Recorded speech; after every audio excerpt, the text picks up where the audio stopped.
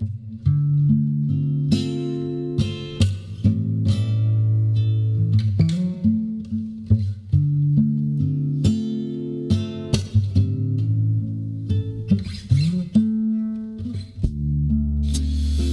I gave you my love, I tell you what I do. I'd expect a whole lot of love out of you.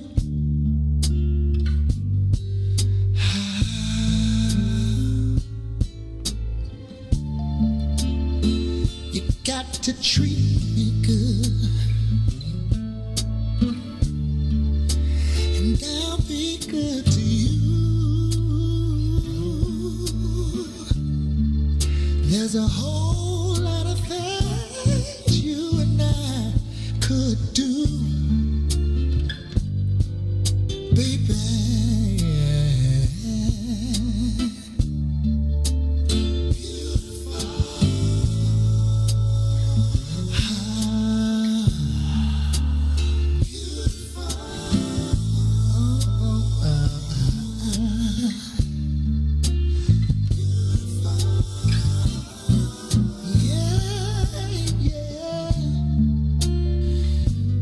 Beautiful.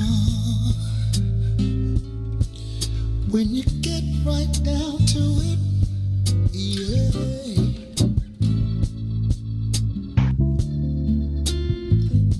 You're beautiful, and I wouldn't change one thing about you, yeah. Oh, 'cause you're beautiful.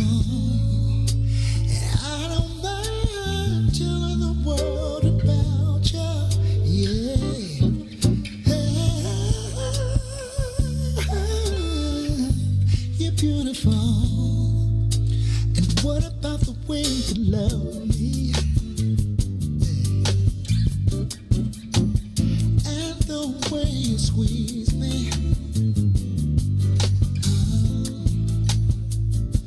Simply beautiful.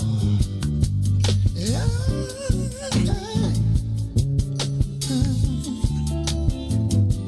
You're beautiful.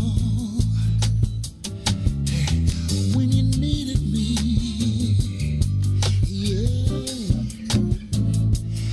I was right there by your side. Simply beautiful, yeah.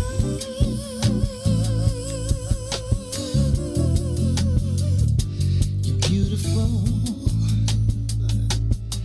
I wouldn't change nothing about you. Yeah, 'cause you're beautiful. Yeah, when you get right down to it, when you get right down to it, yeah, when you get right down to it, oh.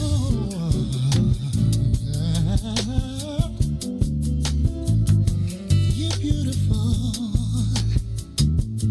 I don't mind the world knowing about you.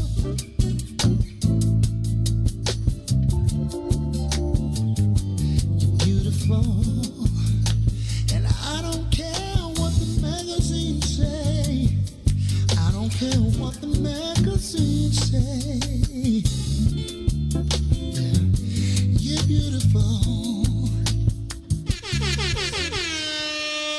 Peace. This is the Touré Muhammad Show, and I'm your host.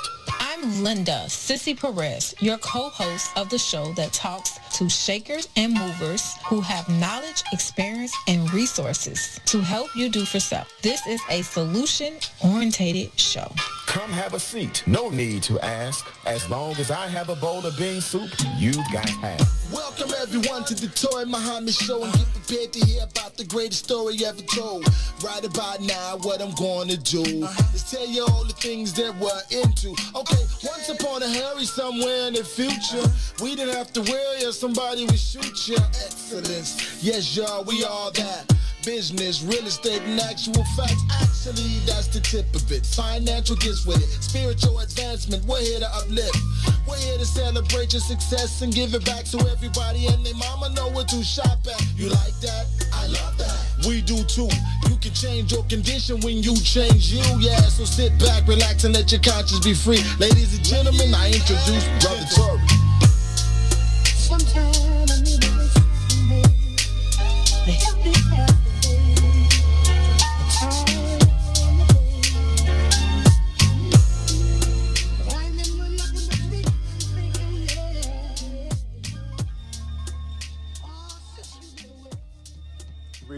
Greetings, peace. Assalamu alaikum. What's going on, brothers and sisters? This is your brother, your friend, Touré Muhammad. We are here for the Touré Muhammad Show. I hope you are excited and happy to be on the top side of the earth. I am. And I am always as pleased, of course, when I have my wonderful co-host, Linda Perez. Chicken? Oh, we got chicken, turkey. You taking orders, Linda? Okay. I'm sorry. No, he just asked to put an order in. Okay, you got to put in mute then. Tell him you're doing the show right now. Huh? I'm sorry. Tell him you're doing the show. It's not open. You're not open yet. You open at 12. So what's going on, Linda? How you doing today? I'm doing great. Feeling good. I'm doing good, Touré. Can't complain. I made my doctor appointment with the young guy that you referred me to. So I'm glad you called him a young guy because he's older than me. You know, we gotta respect our seniors. We gotta call them young still, but they're young. They're young at heart. He can kick, boy. Other than that, Touré, he can kick over his head too. That's good. I need to do that. But everything is good. How about you? I know you've been shaking and moving in that real estate piece. So absolutely, how's that going? Man, of course, it's going well. We're definitely learning in this new market that we're in, and people keep telling me it's different than ever before because of the pandemic. But from my perspective, it's all I know right now. So I'm just rolling with the punches and helping people get acclimated and get some property and sell some property. So, you know, that's moving along very well. I'm going to give a little insight a little bit later on in the show that I think is going to be relevant for everybody, especially people who either want to buy or sell. So make sure y'all listening in a minute. Man, peace to Shaka, Dana, everybody that's starting to tune in, T, Renee. Man, we appreciate you all for tuning in. So we got a few announcements, and while we get those announcements popping, I would love for you all to like and share the show and make sure that you tell a friend that the Touré Muhammad Show is on and they need to tune in and get some of this great information. Linda, why don't you kick off those announcements? Hold on. All right, so first of all, we have Brown Sugar Bakery, brothers and sisters. Brown Sugar Bakery is an amazing place, of course, to get your cupcakes, your desserts, your cakes, your cobblers, and all of that. So make sure you get by there. If it's your birthday today, stop by and get a free cupcake on your birthday. It is a wonderful time and a place to get there today. The sun is coming out. It's nice outside. So if your birthday today, outside. Happy birthday. That's right. That's right. It's beautiful outside because I'm hot inside. Yeah. I know y'all going to have that window open in a second. Yes, we are. Yeah, we are. Enjoy the nice breeze and the community. Man, so shout out to Dan's Soul Food and Cafe. We are so excited and thankful to them for being a consistent supporter in our community. So they have the $6 hollers. Find them on 2523 West 79th Street. You can order through Grubhub, DoorDash, Uber Eats. That $6 holler got a chicken leg, a thigh, and a thigh, 2 sides, and a cornbread muffin. They're open from 10:30 to 8 p.m. daily.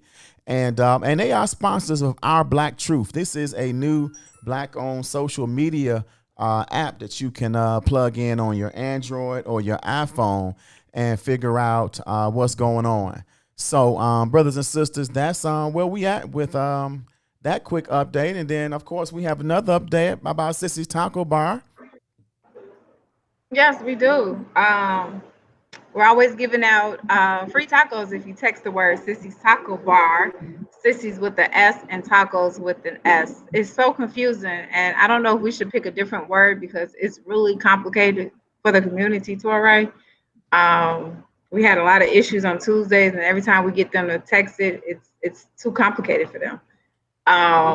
So we need to think of a simple word. Also, we have changed our chicken to halal chicken. So that's another update for Sissy's Taco Bar. And we've been getting great reviews, especially on the smoothies. So remember, we do sell smoothies. It's with, we even have vegan options. So we got vegan yogurt, and we use almond milk. So in case vegans would like a smoothie, we have them right here at 1200 East 79th Street at Sissy's Taco Bar inside the Woodlawn. Other than that, today is our happy hour from 4:30 to 5:30. It is Thursday, so you can come get 2 tacos, which is chicken jerk or turkey, 2 for $5, and then street corn is a discount as well on happy hour. So that's our update. Yep. So we're moving and growing. And I appreciate what's in it for the Black media as well, doing our advertisement. Absolutely. So listen, we're going to pull in Sister Starla Muhammad for a quick second with an update about what's going on at in the final call. There's a story that I want her to give us an update on. So Ron gonna come in here and help me out for a minute. It may look crazy for a minute, but he gonna help me out. But we're gonna bring her in, and he gonna help me with the lower thirds. But Sister Starla, assalamu alaikum. Wa alaikum salam, Brother Touré. Sister Linda, is wonderful to see you both again, and I'm glad to be back with you. Absolutely, it's always a pleasure. Yep, absolutely. We love getting these updates from the final call. There was one piece. Let's get right into it. We got a full show today, so you see me kind of moving fast here. Yes, sir. But we have a story I think was very relevant. I believe you wrote it about the British government. I think it was the government and the police combined awarded the minister over $100,000 because of them denying him the right to speak at an event in 2017?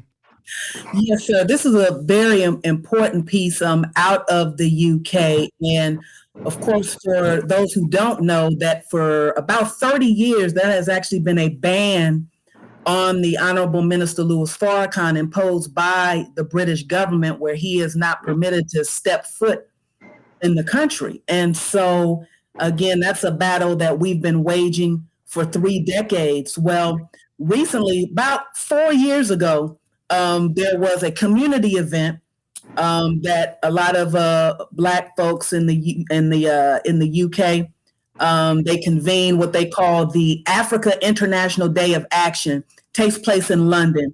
The event had been going on for about 3 or 4 years.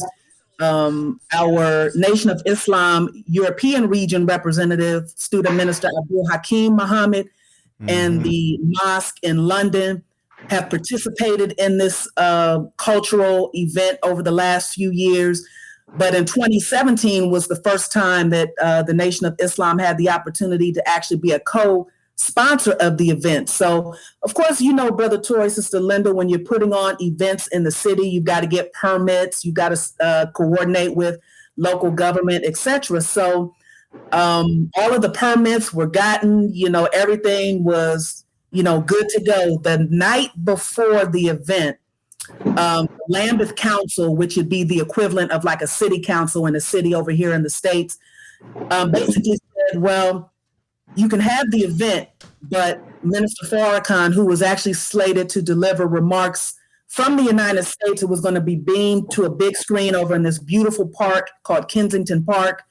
But they said, well, you can have the event, but Minister Farrakhan, You cannot beam in his message. And not only that, Sister Linda and Brother Tory, Student Minister Hakeem Muhammad and no representatives from the Nation of Islam were permitted that day to address the event. Now, this is an event put on by Black folks, and it was being dictated to by local government there that we're going to pick and choose who we think should be able to speak. So Student Minister Hakeem said, this is the ultimate, disrespect. You already have banned the minister from coming into the country. Now you're banning him from being able to share words on important topics to our people in the UK. So he decided to file a lawsuit. And so there were about 30 plus believers in the Nation of Islam Mosque in London, as well as 2 local Black activists who decided, we're going to take this to court.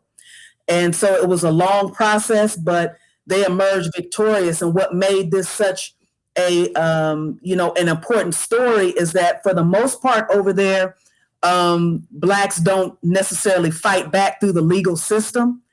But the decision was made, we're going to, fight for our rights. There were about 3 or 4 different articles of freedom of speech, freedom of religion, freedom of expression. And the articles in the UK are similar to some of the articles in the US Constitution. So they got a legal team to fight the case, and they emerged victorious. And what also makes this unique is not just that they emerged victorious, but that this is going to be basically stamped via the court that from now on, at least in the county or the jurisdiction of Lambeth, in the future, if someone wants to invite the minister to speak, via satellite, that there should not be as much as a battle. So this is a good sign in the sense that at least in the jurisdiction of Lambeth, this has happened. The attorney said that, this is just one of several jurisdictions. So let's say if they decided at a later date to have an event in another jurisdiction, you might end up having to do the same battle. But the fact that we emerged victorious in this battle, the attorney that represented us in the case over there said that, now it is apparent that, folks are not just going to sit back and let their rights be trampled on. So it was a great day. It was a great victory. And not only, it's not necessarily the monetary award, that's part of it, but because the claimants, meaning the Metropolitan Police as well as Lambeth Council, lost the case, they've got to also pay not only their own legal fees, but all of the legal fees of the 34 claimants that filed this suit. Absolutely. That's beautiful.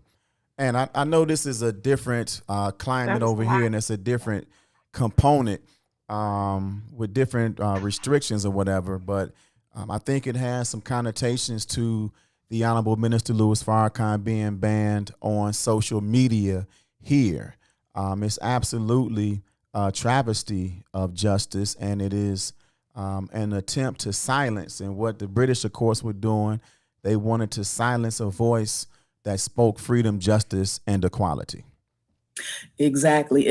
And one of the things that Mr. Andre Clovis, who was the solicitor / attorney that was a great big part of the legal team, what he was explaining is that, again, this victory was a big victory, but he also talked about how, in the UK, the British government really does not respect the rights of its citizens, particularly its Black citizens. So he said after this particular case, he had Black British attorneys calling him and reaching out to him, basically saying, now that we've seen this victory, we're going to be more willing to take on maybe some of these tougher cases and not be so timid in the future now that we see that, victory, can be achieved. So, again, this was a big case, and what made it all the more, I think,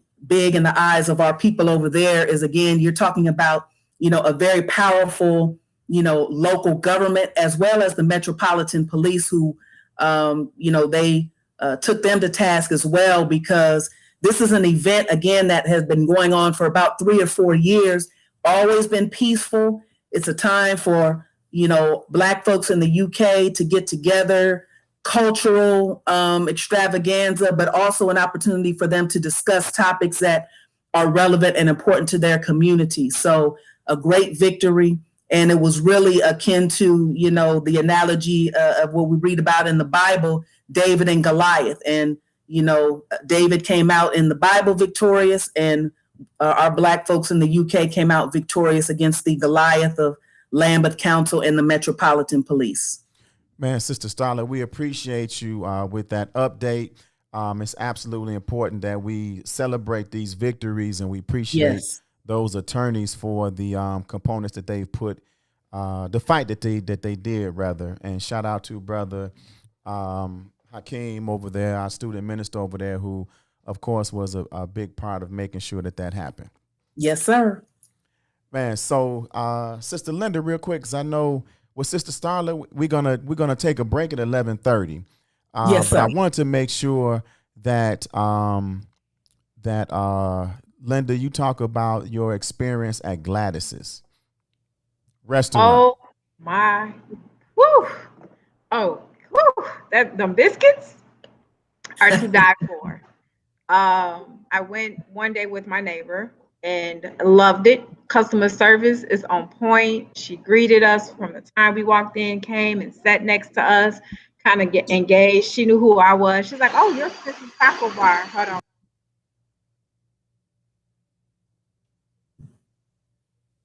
What they doing over there? Some construction or something in the background? So, she enjoyed our vegan tacos, the manager there. And then she said, "We were just talking about your son and how he can do the PO system, multitask, and how you're teaching him." And she's like, "And you guys both come in here today, as we're speaking good things about you." So it's just beautiful. And so then I took my family on Saturday, and it was 5 of us, and everything was on point again. They used fresh salmon to make the salmon croquettes, delicious.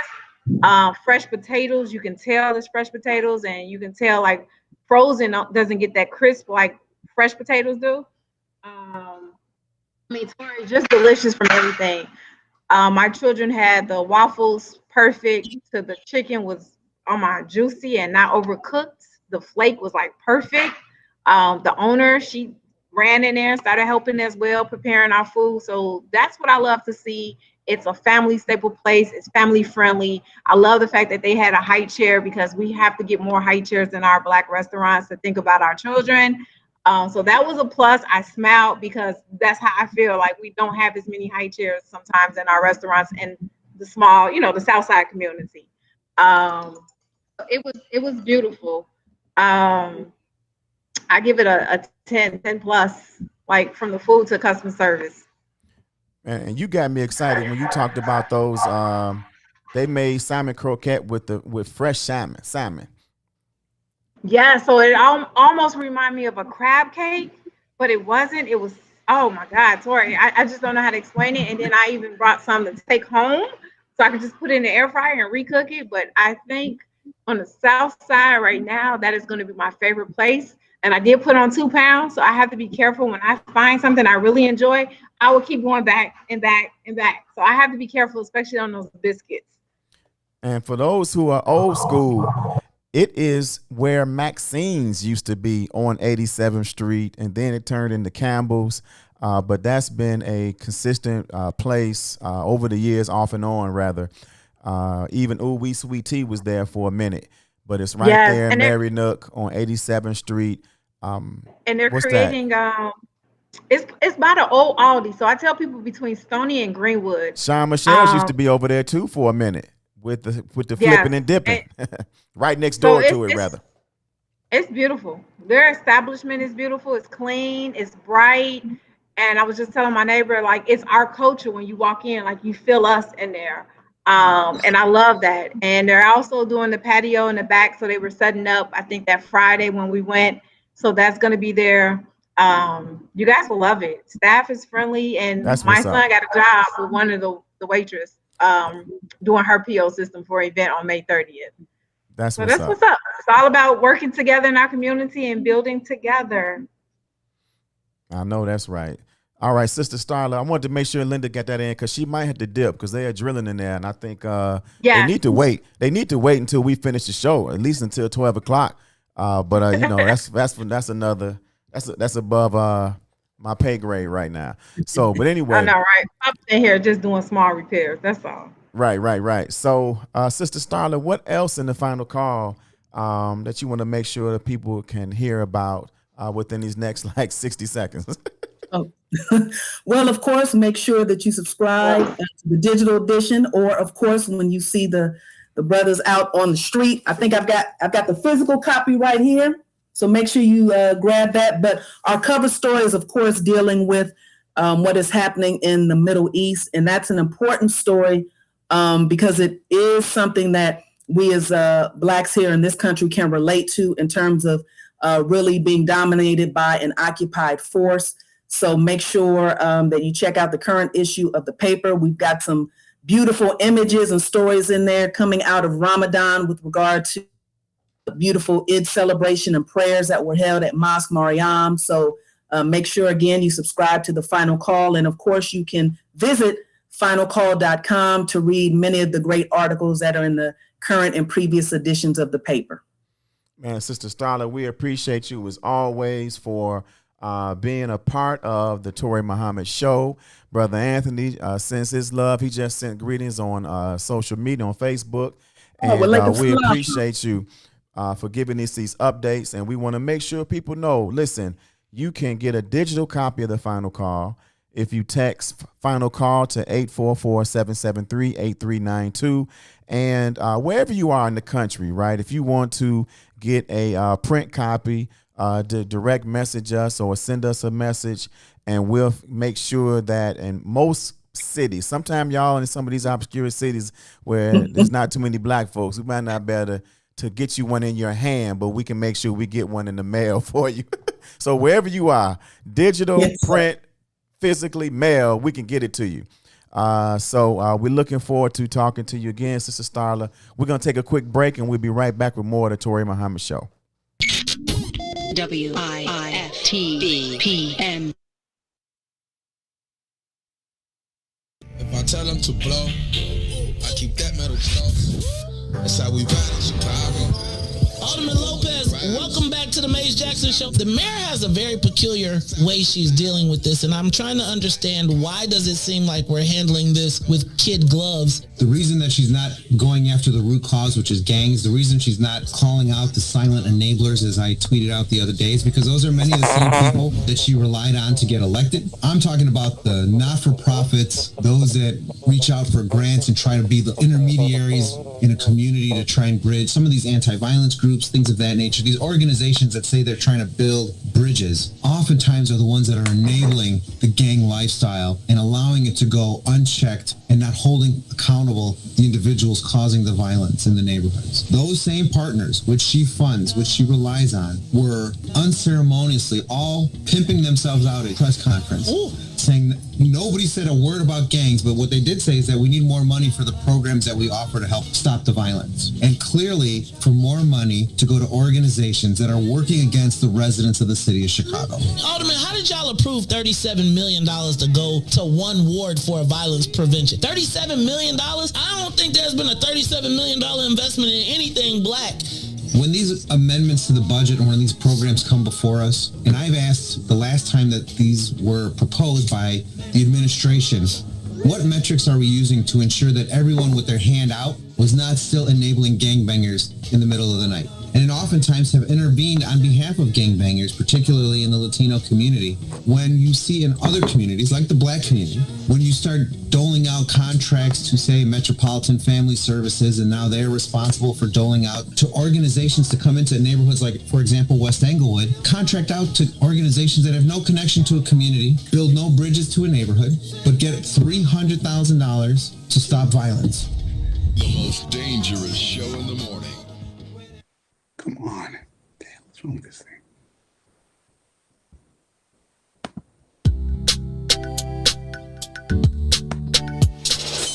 Sissy's Taco Bar pop-up is back with more hours and more days. Check them out at their new pop-up location at the Woodlawn, located 1200 East 79th Street. Sissy's Taco Bar offers authentic street tacos infused with international soul. Now every Tuesday, Thursday, Friday, and Saturday at the Woodlawn from 12 p.m. to 7 p.m. New vegan tacos have been added to the menu too. Visit sissytacobar.com for more info. Well,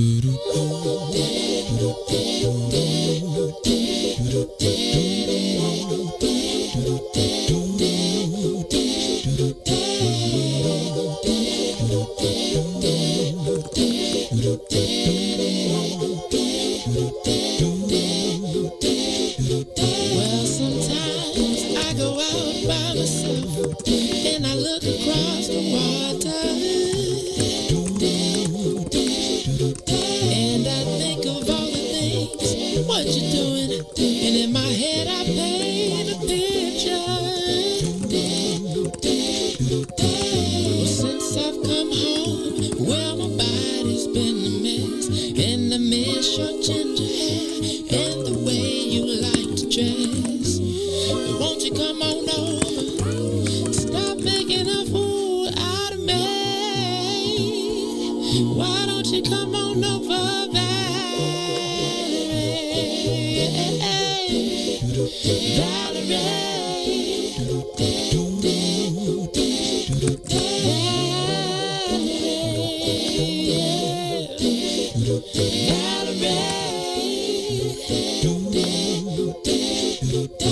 Did you have to go to jail? Put your house on up for sale. Did you get a good lawyer?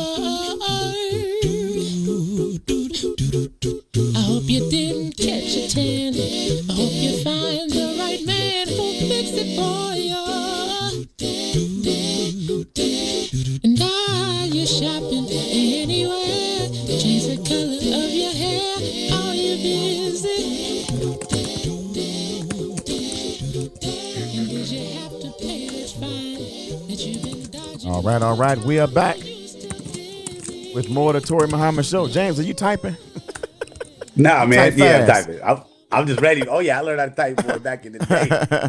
Back in the typewriter days. That's how old I am. Man, yes, sir. Me too. Hey, I had one of those Panasonics that I was in college with, and I was high tech because I had a little portable typewriter. That was high tech back in '89. Yeah, bro. I had mine in '87, '88. I had a Brothers. Man, yes, sir. That's what it was. A Brothers. Whiteout. That's right. That was it. So, man, listen, man, before we get started talking, reminiscing about the good old days, man, brothers and sisters, man, we have an incredible brother. He is an entrepreneur. He consistently is providing value in the areas of business in our community. And he has been, in many different facets, part of helping to support, to encourage, and provide the resources to Black-owned businesses, both in his jobs and in his entrepreneurial endeavors. So we are pleased, man, to have a good brother we are talking to today, James Parker of 1921 Co-working Space. Yes, right here, 1921 Co-working. This is how you do it. Yes, sir. I see that, man. I love it. Look at that branding. I gotta get you a hat. I gotta get you a hat. You gotta get me, man. I don't know why, man. A cup, a mug, or something. Bro. I could be you, man. The mug up. And, I got man. You know, people don't realize how great it could be to give us product placement here at What's in It for the Black People Media, because it can be here and it can maybe stay on, and somebody else has it on their shows, and you know, all you people got food. I don't know what's wrong with y'all. Y'all should be bringing some food by all these restaurants. So, but anyway, Brother James, tell us something about you. Tell us something about you and how you came to 1921 Co-working Space as your current entrepreneurial endeavor, and how it helps our community. Absolutely. So, I mean, you've known me for a long time. I've been a huge proponent of making sure that, you know, small Black-owned businesses are getting recognized, that people can find them, that people can support them. I've been a huge proponent of if, the Black community wants to move forward, it literally can do it itself, as long as we are supporting the businesses. And so Whoa, wait a years minute, ago, man. Hold on, slow down, brother okay. James. You just dropped a revolutionary bomb, man. Let's make sure people understand what you just said. Say it one more time. You say, if we do it, we can do it ourselves. Absolutely. I've been a huge, I'm like, man, listen, we do not have to wait. As long as you're waiting for someone to do something for you, you are waiting for someone to do something for you. It's, but when you make a decision that I can do it myself, I mean, the impetus for starting 1921 was my interactions with a woman who was who was alive when Black Wall Street was destroyed. Yes. She was alive, and I met her at an event. This had to be about 15, maybe 16 or 17 years ago, and she touched me. We talked, and I don't know what I don't know what it was, but ever since then, I've been focused on this support of Black-owned businesses and women-owned businesses, right? And now fast forward nearly 15 years later, and now I'm in a position to own my own co-working space, my own incubator, named to honor Black Wall Street in 1921, which is 100 years on the 30th that it was destroyed. And the spirit of Black Wall Street was that if I've got it, then you've got it. So if I have land, Tory, and you have an idea for a business, I'm going to give you the land to grow your business, and I'm going to give you the money. Why? Because I know that once Tory builds this business, we're going to be able to create jobs in the community. Tory will give me the money later. And then what Tory does is Tory then says, man, I've amassed a great wealth. I'm going to give my money to 5 people, and I've got some land. And that's how it multiplied to 600 plus Black-owned businesses where there were jobs. No one was in need. There was pharmacies, movie theaters, you name it. Everything that a thriving community needed, they had. Transportation. And that's what I'm trying to convey with 1921 and the spirit. We've got a lot of silos in our community, right? We've got I'm going to do it this way. Well, I'm going to do it this way, but both are all like this. We need help. You see what I'm saying? I'm going to do it this way. I'm going to do it this way, but we need help. Instead of, hey, let's work together to do that. The whole goal of 1921 was to provide something that wasn't on the South Side. When you Google WeWork, when you go to WeWork and you type in 60628, it'll pop up, I'm sorry, we don't have any offices in that area, right? And you know what? I'm like, that's fine. We'll do it then, right? But so many in our community, and I'm not, whatever, they're like, no, they need to come down here because we need equity. We need equality. I'm like, no, we need to just do it ourselves. If we do it ourselves, guess where that money stays? Right on the South Side of Chicago, right? It stays right in the community. All right. I'm not knocking WeWork. They've set a model that I'm following. But if WeWork comes to the South Side, where do you think that money goes? Right. It goes back to WeWork, back downtown, back to wherever their corporate offices are. We've got to get out of this mindset that everybody needs to have something in the Black community for us to be equal when we can do it ourselves. And that's really the impetus for 1921. Our goal is to help Black-owned businesses get started. Tech startups get trained, funded, and launched, right? That's what an incubator does, right? You have incubators and accelerators. In 1921, it's kind of both. We're a combination of a co-working space where if you have a business idea, you can come and network with other entrepreneurs. You can come to classes and learn different things about launching a business. And then if you have a tech startup idea, you can come to 1921 where you're going to get trained, funded, and launched. And here's the key. We talk about, you hear a lot of people on the news saying, we need more jobs in the community. Okay. So, that was the big thing they said, Obama, we need jobs in the Black community. The crazy part was everybody needed jobs. All right. But if you want jobs in your community, you create those jobs. How do you create those jobs? You create the companies to hire the people in the community. The problem is we're so used to saying, hey, Amazon, I'm not knocking Amazon. Hey, Walmart, I'm not knocking Walmart because I shop there, and Amazon, whatever. come into our communities and give us those jobs. Well, all those jobs are minimum wage, right? So that means that people in the community will stay at minimum wage. Okay, so you can't say we need to close the wealth gap, but keep bringing in minimum wage jobs, right? But here's how you grow that. A cashier at Walmart is never going to make $30 an hour being a cashier at Walmart. Never. That's what you're saying, right? Never. No matter how much money the company makes. Exactly. And you notice the company, they didn't bow down to the pressure of paying $15 an hour, right? No. And people be like, we got Walmart to break. No, you did not. Walmart was like, okay, we'll do it over a course of time. And then here's what we're going to start doing. What did they start doing? They started eliminating positions. Exactly. Right. So even though they're going to pay some people $15 an hour, there is no net gain. They lost nothing. Because they eliminated about 20 or 30 jobs. So yeah, I don't mind paying you $15 an hour. We're going to get rid of about 30 positions anyway, or more. So there was you won nothing. You gained nothing. You marched for nothing. You ran in the middle of the streets for nothing because there was no net gain. No net gain. Here's the deal. Tech startups create greater job opportunities, okay? And higher paying jobs. You've heard of Chewy.com, right? Chewy.com. Chewy is the James, real quick, tell people where it is again. Some people are just tuning in. They want to know where it's located. Yeah, 1921 Co-working is located at 110th and Michigan Avenue. 110. So 11001-05 South Michigan Avenue. And we are planning to open this summer. Right now, we have our virtual mail service. That means we can give, if you want to start an LLC or get your articles of incorporation or begin to build business credit, you need a business address. Okay, you do. That's key right there, brother. Man, say that. I mean, I keep telling you, repeat stuff. See, people don't understand the importance of a business address for building business credit. Yeah. So hold on, I'm gonna show you something.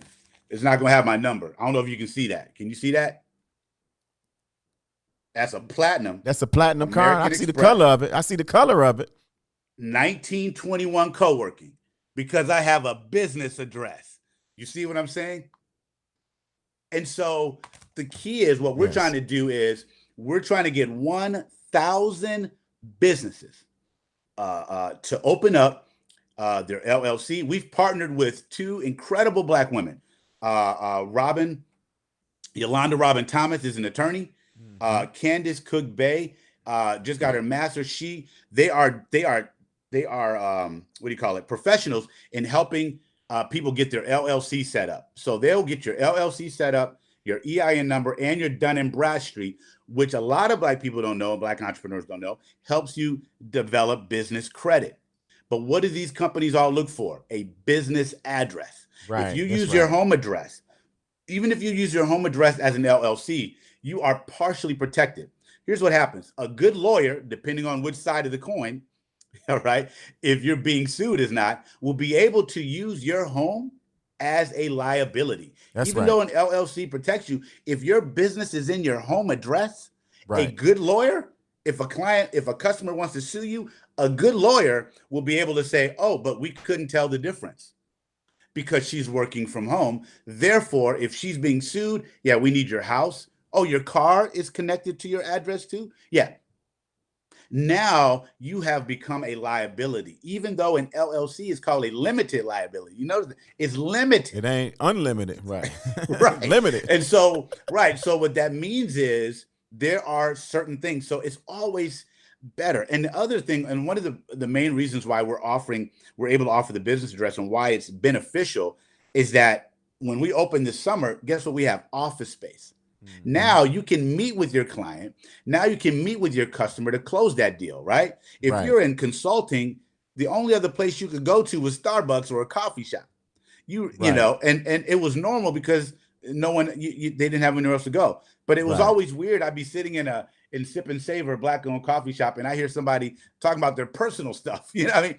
Yeah, I've got my, I'm like, whoa, I would never do that. I could never do that. But we'll offer office space now. So now you can meet with them and now it's more professional, right? We've got to get to the point where we start professional from the beginning, right? Not catch up to it.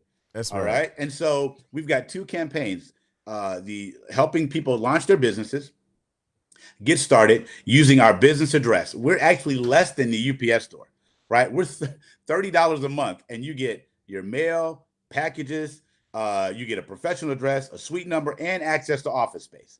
You know what I mean? And, I'm not knocking UPS because there's some beautiful Black-owned ones out there, so I'm not knocking that. What I'm saying is the benefits that 1921 is able to offer, not to mention the money stays in the community.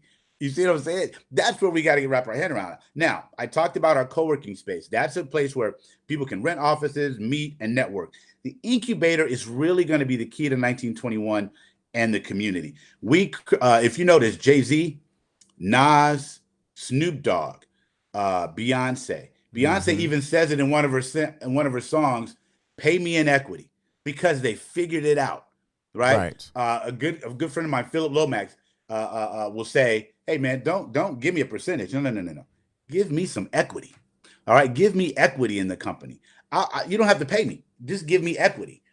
They figured it out. Nas made $30 million off, I think it was Robinhood, because he had equity, right?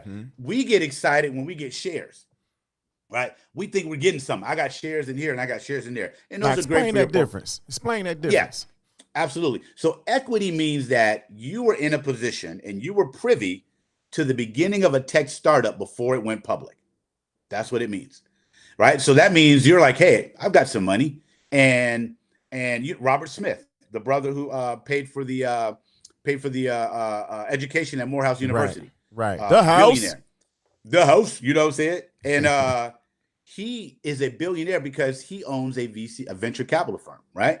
And what does he do? He and his team, not him personally, he's got a team now. When you're a billionaire, you're not doing anything. But mostly his team goes to incubators and they find out, or incubators go to them, vice versa. It kind of works in a loop, and they find out what's the next big thing. So we can put some money in it and get what? Equity. A piece of the company. Shares are not necessarily are a piece of the company after the company goes public. But if you notice, Nas, who had equity, made 30 million, right? If you get shares in Robinhood or whatever when it goes public, and you use your money, you may make $500. You see what I'm saying? But if you have equity, you're in the millions now when it goes public, and even when it generates revenue. Let me rephrase that and make sure I understand this in real simple terms for my head. Sure. With shares, the people who have equity are actually being paid by the people who are shareholders initially, right? Because and then the shareholders are going to make money as the value of the company grows. But equity, you're making money both times. Both times. You make money from revenue in the beginning, and then you make money when it goes public. Gotcha. I like that. You see what I'm saying? But when you have equity shares, exactly. I try to tell everybody, even when I teach entrepreneurship, it's the equity. Whatever you can get the equity. That's why they say when you own your house, you get equity in your house. Right. You see what I'm saying? When you lease, you don't get any equity. You see what I'm saying? You get nothing. Right. But when you own it, you get equity. And so but in order to do that, you've got to have access to tech startups. You have to have access to an incubator. Well, we're a Black incubator. Man, and that's what we're able to offer. We're able to, right now, we've got 8 startups in our pipeline right now, Touré. 8 of them. 2 of them are projected. One of them right now is projected to bring in about $250 million in revenue. Wow. That means we'll be able to create about 800 jobs starting at $40,000 a year. The startup is going to be $40,000 a year. Starting at $40,000, because what do these folks need to know? What do they need to do? What level of education do they need to have in order to get started? High school diploma or GED. That's all. That's all. They're going to be going and they're going to be learning and actually executing on stuff. Yes, absolutely. You got to remember, tech startups, everybody thinks tech startups, I got to have an engineering degree or whatever. You don't. Chewy.com started out as a tech startup, but what do they need people to do? Pack the stuff in the boxes. Right, that's right. You see what I'm saying? They need people. So we literally have, and we're creating a subscription-based model company that Well, I can't go into it now. Only our investors know about it. You know what I mean? But our equity investors, if you want to be those are the ones going to have some equity, right? Right. But here's what we did. But I'm gonna jump in that real quick. But because we own it, right? Because we own it, I can now say, hey, you just need a high school diploma or GED, and we can pay you $40,000 a year. See, here's the key. Wall Street with Michael Douglas, the very first one, is one of my favorite movies. It was the movie that made me want to go into entrepreneurship because I love the way he thought. I love how he thought. It was business all the time. You know what I mean? And he gives this speech about greed is good because greed cuts out all the other bogus stuff. The key is in the Black community, we cannot be greedy. There's nothing wrong with greed. There's nothing wrong with going after something to get that. The key is not to be greedy. We could launch this startup and pay people minimum wage, and that'll be more money for my investors, more money for the person who started it, right? Are you still looking for investors? We got questions in the comment section. Yeah, absolutely. Yeah, they can email. Obviously, so for legal purposes, I can't go into that. They'd have to email me or call me for that. You can't do a public broadcast of it. I can talk about what we offer, but I can't talk about whatever. So please have them email me or they can call me. But here's the key. Economics says that your payroll should be about 15% of your gross revenue. Okay. So what I did was I took that 15, but most companies will pay probably around 10%. Well, what does that mean? They're going to pay lower or they're going to keep fewer employees because why? Because they want the bulk of the money. Mm-hmm. That's greed. All right. I mean, that's greedy. That's being greedy. Mm-hmm. What I said was every startup that comes to our program, they have to commit to paying 15 to 20% of their payroll to the staff. Now, what does that mean? That means that now we can pay people more money. And I tell my students, I tell my clients, I say, look, you're still going to be a millionaire. Trust me. Once you make millions and millions, it becomes relative. You know what I'm saying? There's no difference. You can't spend 50 million faster than you can spend 30 million. Mm-hmm. All right. You just can't unless you're doing something stupid. You know what I'm talking about? Like realistically, you can't spend 50 million faster than 30 million or 30 million faster than 50 million. The key is that if we want economic growth and we want to close the wealth gap in our communities, we've got to take care of the community. That's right. Now imagine 800 people in Roseland, in Chatham, in Austin, making now $40,000 a year. Mm-hmm. In a less than a year, with all the housing programs, we've got 800 new homeowners who have what? Now they've got an equity stake in the community. You see what I'm saying? Yes. Now they've got some equity stake themselves, right? Now they're like, man, I ain't about to go out here and sell no drugs or do nothing stupid. Man, I got a wife, kids. I'm making $40,000 a year plus bonuses. Okay. That's one company. Our other company is a biometric company. All right. This biometric, I can't even go into it. It's so dope. But it's so dope. Ring Doorbell is a kind of a biometric company. So it's something like that. So I can't even go into it. It's so dope. But it will literally bring in our projected revenues after meeting with some economists and whatever. It's about $350 million the first year. That will allow us to create about 900 jobs starting at 40,000. So between two companies, we can create 1,700 jobs paying 40,000 a year starting. That's 1,700 more Black folks on the South Side and West Side making nearly $50,000 a year starting. And that's where we got to get. No company's going to do that. Yep. I mean, you've got people with degrees hoping to make 40,000 a year coming out of college, right? But that's what the industry says, right? Oh no, you got to need a degree. No, you don't. That's why I tell you about. We can literally do it. 1921 has the ability to literally, with all 8 startups, create about 4,000 jobs, and those are the ones with a high school diploma or GED. If you got your degree and you're able to do other stuff, and you're going to be making more. But if we keep people at minimum wage, they will never grow. I did the projections at 40,000 a year in 2 years plus bonuses, they would make nearly 100,000 a year.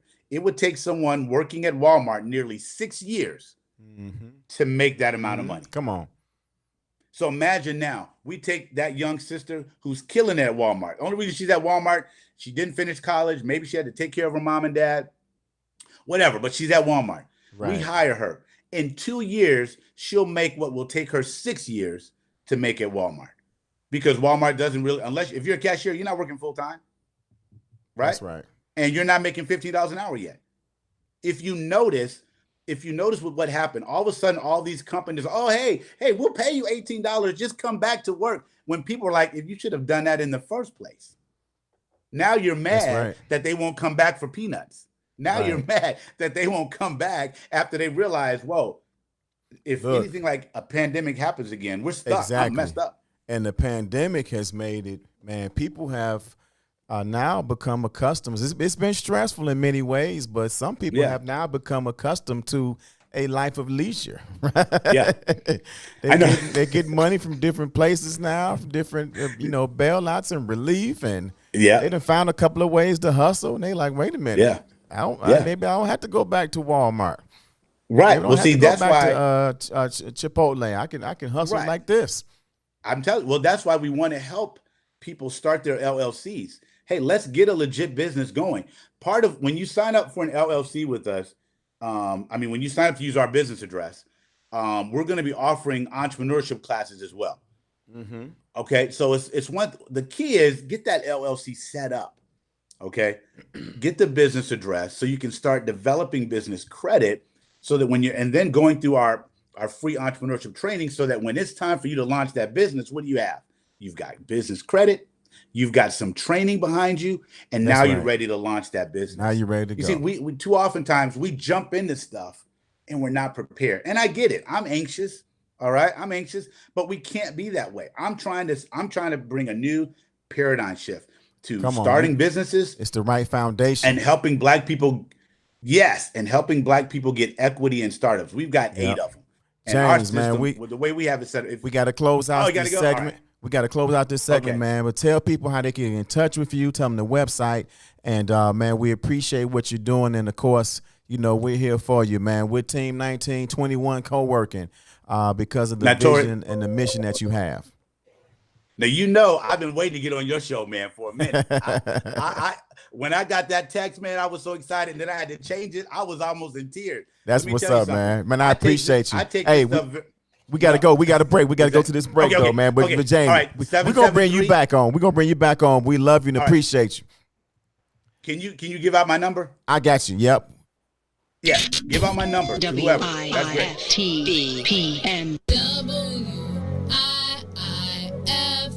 WIIFTBP. Media's just for you and me. WIIFTBP. Media's just for you and me.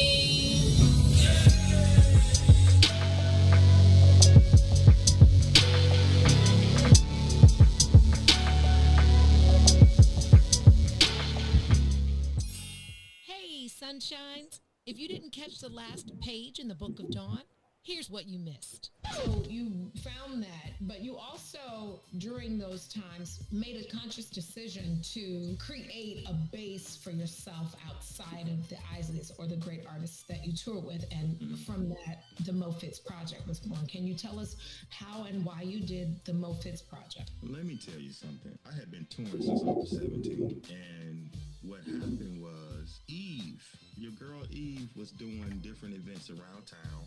Mm-hmm. And I remember it was right on 47th Street. I think it was Blue 47. Yeah, one of those spots. So Eve was doing something with them. So they were like, we're hiring bands. I was like, I'm going to put something together and go play locally. Let me do that. And through that situation from Eve, the Mo Fitz Project was birthed. I was like, oh, okay, this would be great to actually come home and put quality guys together and make music locally outside of the tour. I just found another joy in that. And crazy, remember Terrence Kane came up with the Mo Fitz. Oh, did TK? Yeah. Rest in peace. Please, Terrence was like, you need to call it the Mo Fitz, Reese E. Mo Fitz. Use your name. This is how that name came about. It was Terrence Kane and my girl Eve Bridgeworth. She was the launching pad for that. And then she would hire me to do different events. And she started hiring me to do weddings and stuff she was doing. And then it just kind of birthed into that. Don't forget to tune in weekdays, 9 a.m. to the Book of Dawn from the What's in It for the Black People Media Studios. Roll Tide, y'all.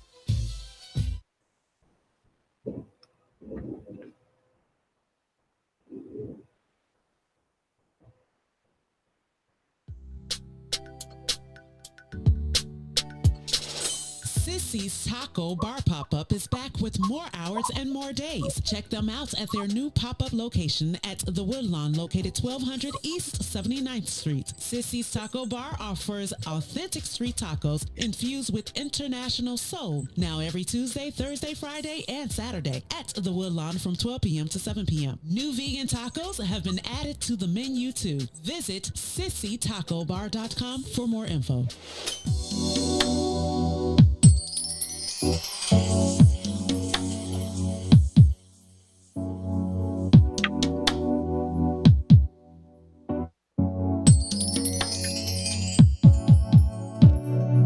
Hey baby girl, if you're thinking it's that same dude, this ain't that same dude that tried to talk to you. I'm older now and my conversation's alright.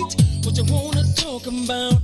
Good seeing you tonight. I compliment you on your hair, your outfit, and your smile. I know you're tripping cause you haven't seen me in a while. But I'm older now, and I know more now. Don't you go nowhere, cause I'm ready, girl. I know I played some bogus games with you, girl. I wasn't ready, I wasn't a man for you, girl. I'm older now, I changed my ways on you, girl. I'm ready, girl. Baby, I'm grown now. I ain't another boy playing childish games. My way up to a young All right. We are back, brothers and sisters, with more of the Touré Muhammad Show.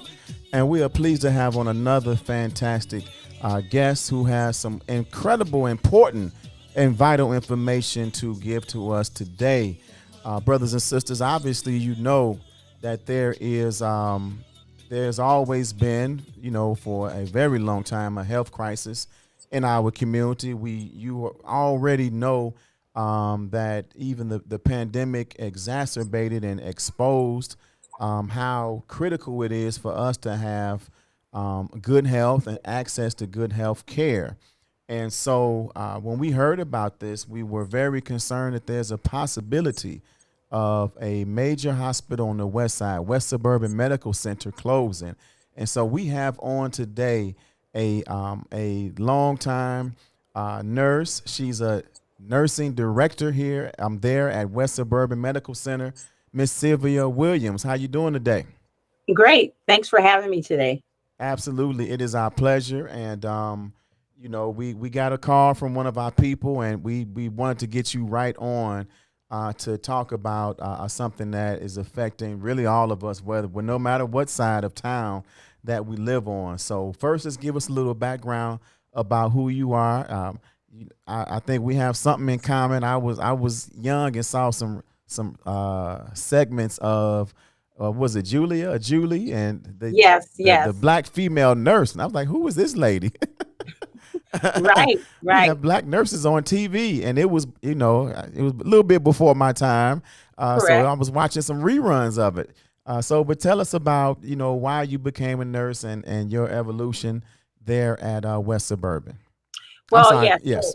I've always wanted to be a nurse. And so I got the idea from when I was watching those TV segments of Julia on the TV. She was actually the first African-American nurse on a TV series. And so I watched other medical shows as well. And I was like, God, I really want to go into the healthcare field. So as I went through the parochial school system, when I graduated high school, I said, well, I really want to be a nurse. So I thought, well, maybe I should be a PCT first, just to make sure that I really could stand blood and see sick people and things like that. What's a PCT? So it's a patient care tech. So back in the day, it was called a certified nursing assistant. So I worked as a nursing assistant for a few years, and then I graduated from DePaul University into nursing. And my first job was at Loyola, and I stayed there 26 years. And then my dad got sick. And I've always lived here on the west side of Chicago in the Austin community. And my dad lived in the Oak Lawn area. So when I had to transition him to live with me was my first contact with West Suburban. I said, wow, I've been on the west side of Chicago we moved on the west side in 1967 and had just never ventured into West Suburban. Loretto was there. That was the closest hospital. But my dad had a chronic illness. He came here, and when he came here, he had such excellent care. There was a more diverse patient population here versus where I worked at Loyola. I saw a lot of diverse healthcare workers, and I was like, wow, I've been missing out. I could really probably just start my career in my own community. So I applied here on a whim, and it was fate. I ended up being here. Unfortunately, my dad did pass on in 2006, and I got hired on here in 2007. And so since here, I've been here for the last 14 years, and I've seen a lot of changes, a lot of growth. Of course, the pandemic did hit our hospital really, really hard, especially in the West Side and the Austin community. Right when COVID started back in 2019, we really had to open up a COVID unit here. And so we really stretched our staff to the end. So now we're on the rebuild. West Suburban is a safety net hospital. And as you probably saw last week, Governor Pritzker was here doing a press conference. The Black Caucus passed a bill where safety net hospitals, in the Black and brown communities and Asian communities will be hopefully getting more funding so we can put into our hospital. So we're very excited that that bill was passed and hoping that West Suburban could be on the receiving end of those funds. Man, that's excellent. And so there's no guarantee. There's been no statement of commitment to make sure that happens, right? So once the bill is passed, then there's an implementation phase. Right. We are a safety net hospital, so all safety net hospitals are guaranteed funds. We don't know what that amount is. I can assure you the West Suburban is not closing. Our owner's pipeline has been very committed to growth in our community, recruiting more physicians to come on board. We're recruiting actually more staff. They're putting a lot of money into the hospital in terms of upgrades and increasing our presence in the community. We have a lot of more work to do in terms of reaching out to the African-American community and our western suburbs. And so we're suited well to do that. Leapfrog is one of the, it's a national hospital rating system that has graded us as a B. We were an A, but we're a B now. So we're looking forward to going back to a grade of an A. Our ED sees about 40,000 patients through the emergency room. That's just as much as Mount Sinai. What's that per year?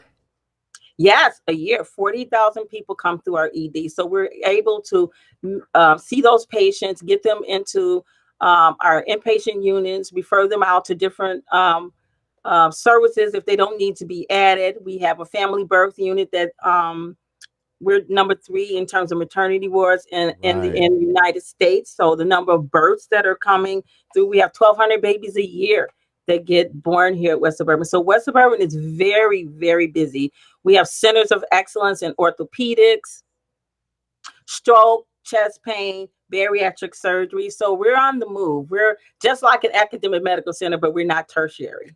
Right. That's excellent. So, you got Austin, you got Oak Lawn. Are those the only immediate areas that you serve? I'm sure people are still coming from a little bit further away.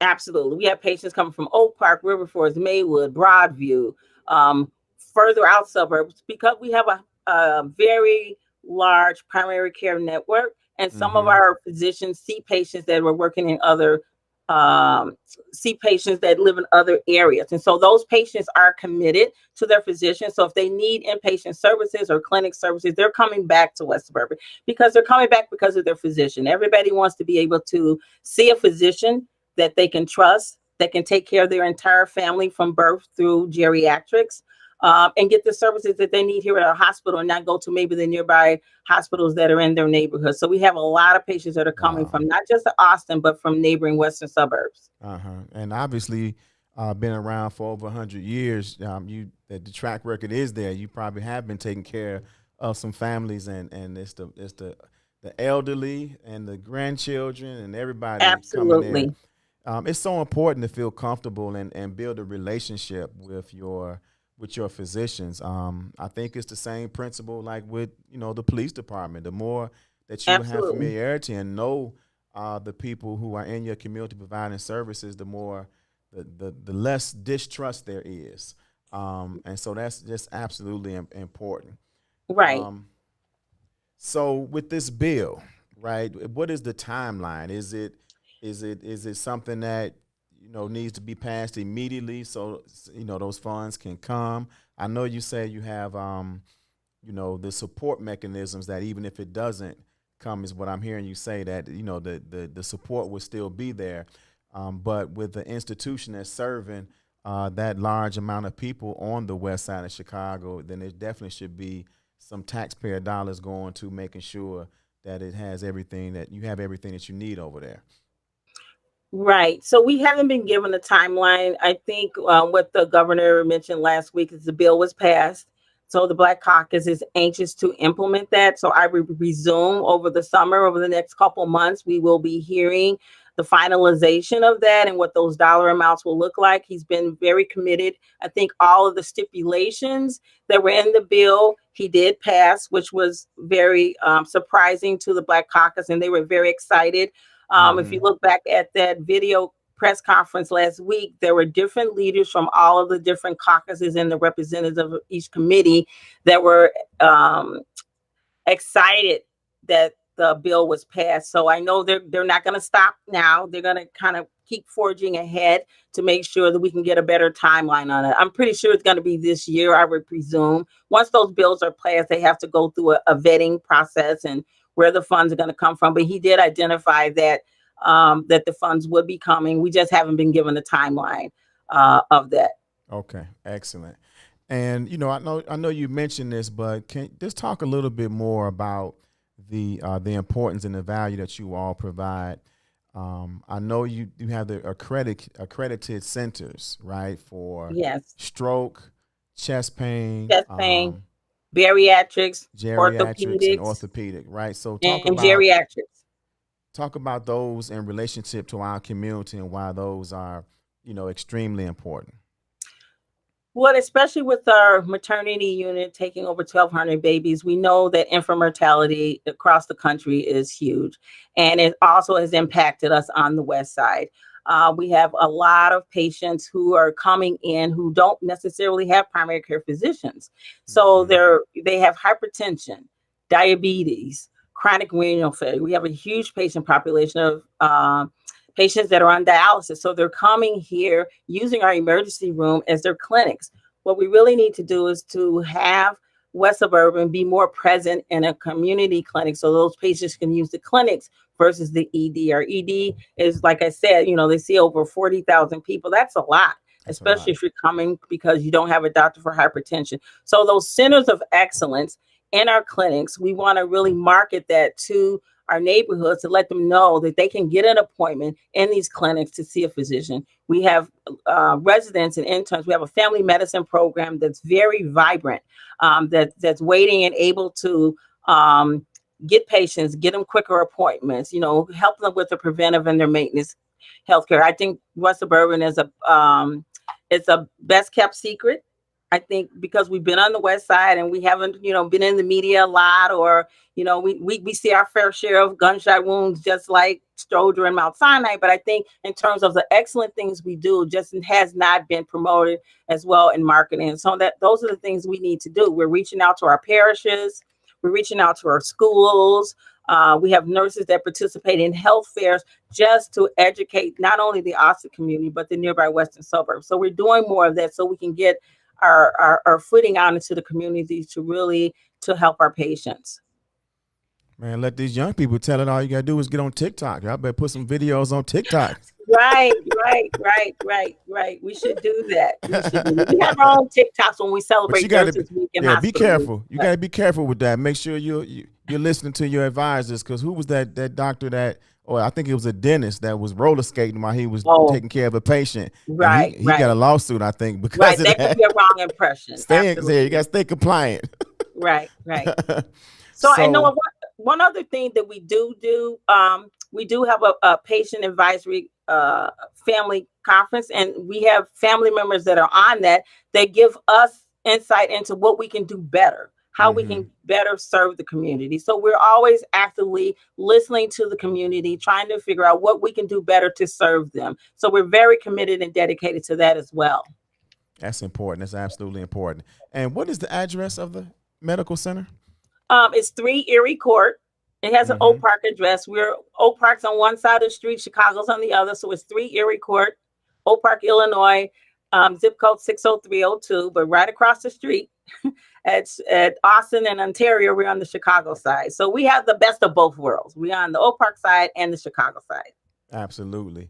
And so obviously for people who may be concerned about just basic health, right? What are some things that someone can do? You know, COVID, of course, has, I think, realigned people's thoughts about making sure they're doing as much preventive stuff to not even get a cold, basically. Right. So what are some of those things that people can do to, quite frankly, keep themselves out of the hospital? In terms of COVID? In terms of COVID and just overall health, what are some things that people can take responsibility for and strive to do much better? So I think first off, patients need to find a primary care physician, someone that they trust, and begin with that overall health maintenance and wellness. That's the first thing we could do. We have a lot of specialties. We have PCC clinics here on the campus here that's open till 10 at night. We have PCC clinics in Austin and Lake. So go on our website and see where those clinics are and where those physicians are. We have the Cancer Center in River Forest. So if there's someone that's concerned about breast care screening and those things, we have the Cancer Center there. We have physicians that will you can use as family medicine or internal medicine to get you those screenings, those annual things that you need to do. And then once you get into the clinics, you'll be steered into the specialty, whether it's diabetes, whether it's hypertension, whether it's cardiac, whether it's pediatrics. We don't have pediatrics here, but we have an affiliation with Children Lurie. So if patients present to our ED, we refer them out quickly to the pediatric center that can best manage those patients. Our stroke patients come here. You know, stroke is a huge diagnosis in the African American community. People have hypertension and don't realize that having a high blood pressure puts you more at risk for a stroke. And so you need to know those things about diet and weight and keeping the appointments with your physician so that you can have better health, so you don't get to those points where you might have to see a specialist for stroke. So we have all those preventive things. So I think the best thing is for people to get a primary care physician and then look on our website, and we have tons of services that patients just really just don't take advantage of. Man, I think. And in terms of COVID, that's important. You know, we do have a lot of COVID education on our websites. Everyone needs to pretty much continue to wear their masks, social distance, and a lot of those restrictions are changing with the CDC. So just really look at the website to determine what it is that you feel is safe for you to do. Absolutely. I think I'm gonna keep a mask with me for a while. Right. Personally, man, we appreciate you coming on and giving us these important updates about what's happening. I think that what you all are doing to do more outreach is so critically important because it is I think our community, we wait anyway. Right. To stuff is an emergency before we focus on it, especially, the women, you all do a little bit better than us, but especially the men who, we'll go with aches and pains for years before we, try to see what's going on, and we attribute it to some old injury in football, or, we thought we was a street fighter and boxing on the street or whatever. Right. But I think that, what you said is so critical, getting in and knowing your body and monitoring what's going on and having those tests so that you can stop stuff. I did have a little scare during the middle of last year where my blood pressure started, getting up there. So, so I had to change some things, and, so Right. now I'm monitoring on a consistent basis, and I have to return a call to my physician now because she hasn't seen me in 2 months. Right. So she's and I appreciate that. Right. You want your people reaching out to you. Like, okay, Right. where you at right now? I haven't heard from Right. you. So I haven't told her that because I've been monitoring it, that it's not bad right now. Right. But she needs to know that and make sure nothing else is happening. Right. Yep. Right. So, Man, we appreciate you. Well, definitely love to have you on. If there's any updates, any things that's happening, any health Absolutely. tips you want to come on and provide for folks, and and just keep things working as you have been over there at West Suburban Medical Center. Now, everybody's moving away from hospital, right? It used to be West Suburban Hospital back in the day. Right. Now it's Well, West it's still Suburban West Medical Suburban. Center. Okay, It's Medical Center, yes. all right, all right. So, Nurse Sylvia Williams, the nursing director over Yes. at West Suburban Medical West Center. Suburban. Tell people the website and that they can go and get some of the information that you were talking about. So it's www.westsubmc.com. If you Google West WestSubMC.com. Suburban, you'll actually get their website. I'm used to my email website, so I might not be quoting it Okay. as best I can. But if you just Google West Suburban Medical Center, you'll see the website, and then you can see physician services. And then, of course, if you want to get a position here at West Suburban, we're hiring. We always like to hire from within our community, talented nurses and PCTs, and we have the whole gamut that we're recruiting on here at the hospital. Okay. So people can start from not having any experience and go through. You have a school you filter people through. How does that work if people want to get into the field? So in terms of nursing, you're coming from most of your accredited nursing programs. BSN preferred, but we do take associate degree nurses. So anyone that's licensed and registered on the state. PCTs have to be certified on the registry. So on the registry, they can go to any accredited CNA program. Triton and Morton Grove, all of those have CNA programs. Or phlebotomists, there's different phlebotomy programs. So any other health sciences in the colleges, if people are interested in healthcare, those are the fields that they need to pursue. And then they'll find what their specialty is. And once you have those credentials, you just apply on the website. We do on-site interviewing now because of COVID. We were doing Zoom interviews, but now we're bringing people in to have them interview live with the manager, see the staff, so they can show them the commitment that we have to working here at the hospital, and also for them to see the facility. A lot of people don't have an idea what West Suburban looks like, and actually probably don't even know where it is most times because it has the Oak Park address. So that's pretty much what we do. So when you go on the website, you can go on the website for clinical services, and then also there's employment opportunities as well. Can you break down some of those other careers? Because I think the average person, we just know doctor and nurse. But break down some of these other positions you mentioned. Okay, so there's patient care techs. Those are like your CNAs. You have phlebotomists that work in the lab, and those are people that draw your blood. You have radiologists who are on the units, and they have degrees as well, where they're doing your x-rays and your CT scans. You have pharmacy techs, people that are interested in going into pharmacology, but they have, they're going to school and then they want to be a pharmacy tech. They can work in our pharmacy. We have unit secretaries. Those are the key people at our desk, our receptionists. Those are the first greeters of the hospital that the patients see and families see. So there can be unit secretaries. We do have electronic medical systems. So we have IT, people that are interested in IT. We have electronic medical record where they're always, looking for assistance there. ED, they have their EMTs, your ED techs. You have your ICU nurses. So we have pretty much the whole gamut of any typical health system. Man, that's wonderful. Do people in general kind of find their place in one, or do people sometimes bounce around from one to the other till they find their place, or do people do multiple things? No, most of the CNAs, if they're coming and they're interested in nursing, they'll focus on one unit. But once they go through nursing school, they find out what their specialty is. So their specialty might be ED, their specialty might be ICU, or their specialty might be, hey, I want to stay in cardiac. So when you're in nursing school, you kind of figure out what your specialty is. Most people pretty much start on your internal medicine units. If you're already a phlebotomist or a radiologist, then you're looking at those hospitals to see if they have any openings, and then you apply to make sure that you're a right fit for that particular position. Everyone usually has a dedicated unit, so people just don't float around per se. Everybody has a home that they go to in terms of a particular department. Man, that's beautiful. That's interesting. So this is my last question. And Uh-huh. these things that I'm always fascinated by the things that people do. And I guess I'm a writer by nature and an observer.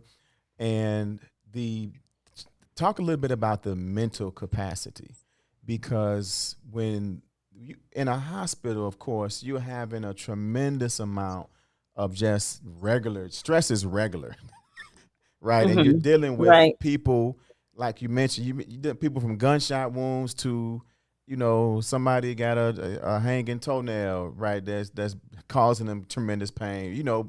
And the ability to be able to assess, okay, we have to focus on this because this is crisis, and this one can be a little bit later, right? Because sometimes I think people, especially in the emergency room, get offended when they see somebody going before them. But dude, you don't Right. have the same issue that this person has. Right. So talk about that mental capacity that you need to be able to deal in that stressful environment. So I think most of us, I would say 99.9% of us that went into healthcare really want to put the patient and the family first.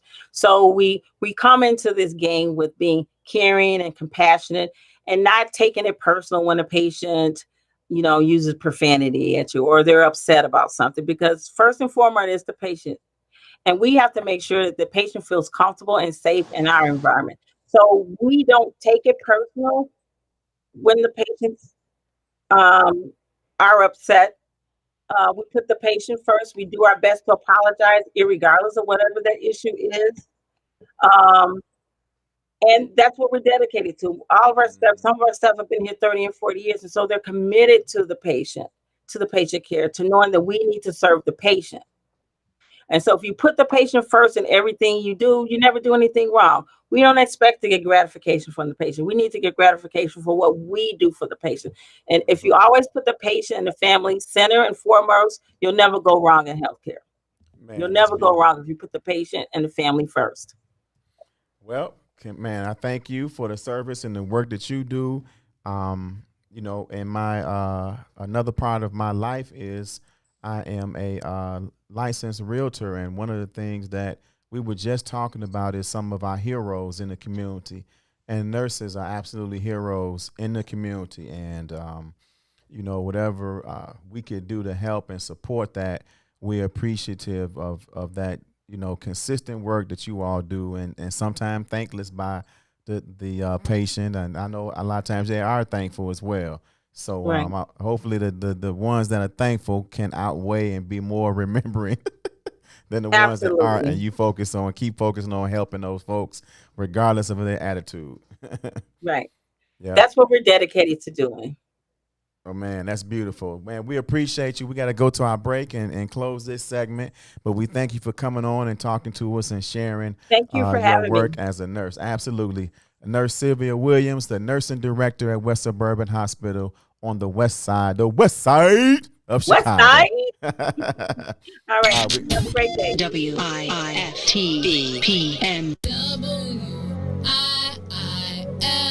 WIIFTBP. Media's just for you and me. WIIFTBP. Media's just for you and me.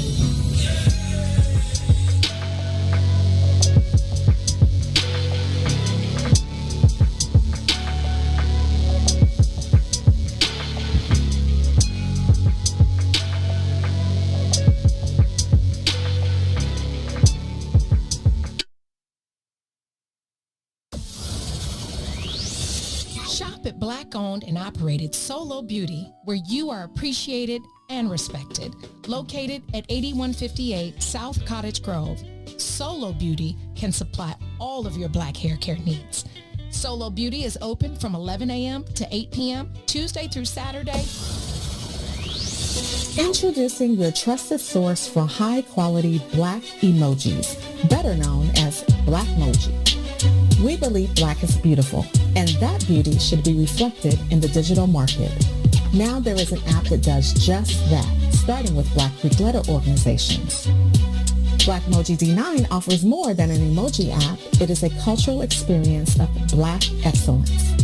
Download the app in the Apple or Google Play Store to access a specially curated catalog of emojis representing the Divine Nine. Use the emojis to celebrate Black Week events, acknowledge current events, support social causes, and learn about esteemed Black Week members who blaze the trail of Black history. A portion of every subscription goes toward a scholarship fund specifically for members of Black Week letter organizations to help keep the legacy alive. Download the Blackmoji app today. The Chicago Legal Network is the collaboration of attorneys that concentrate in many areas of the law most needed in Chicago neighborhoods. The CLN lawyers focus on personal injury, criminal defense, and other issues. The CLN lawyers all average over 20 years of legal experience and are dedicated to helping the Chicago community. The Chicago Legal Network is committed to developing Black lawyers through mentorship and co-representation. So if you were injured in a car accident, slip and fall, or injured on the job, or you need assistance with criminal defense, including driving violations and DUI, check out ChicagoLegalNetwork.com for more information or call 773-912-3545. 773-912-3545. Loving you has always been easy because it's true.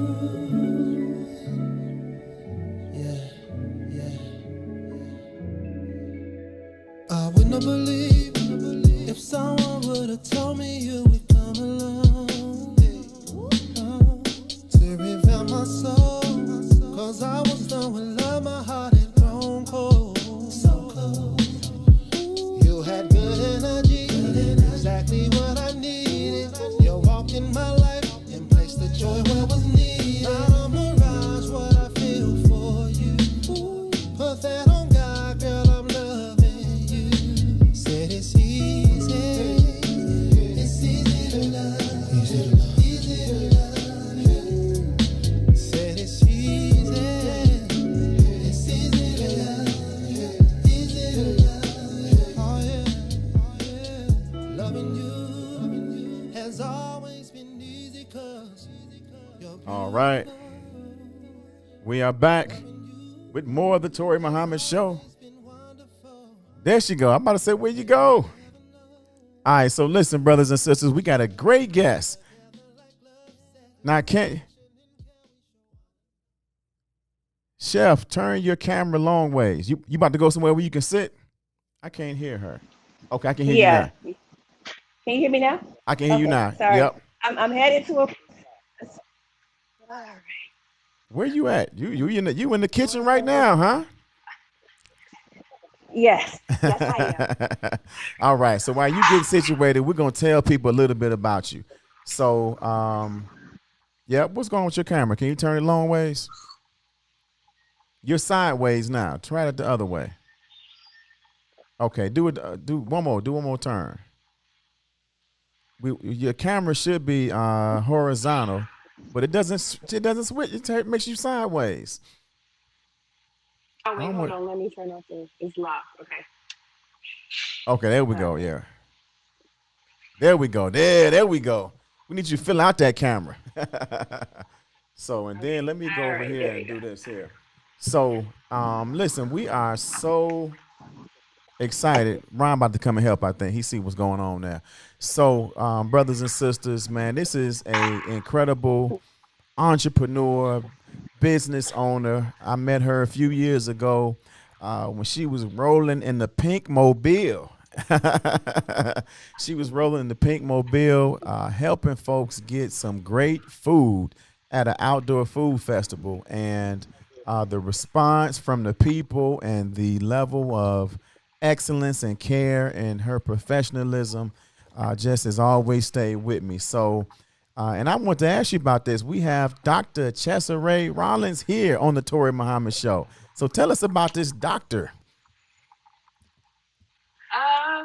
Well, thank you for having me. I appreciate you inviting me on the show.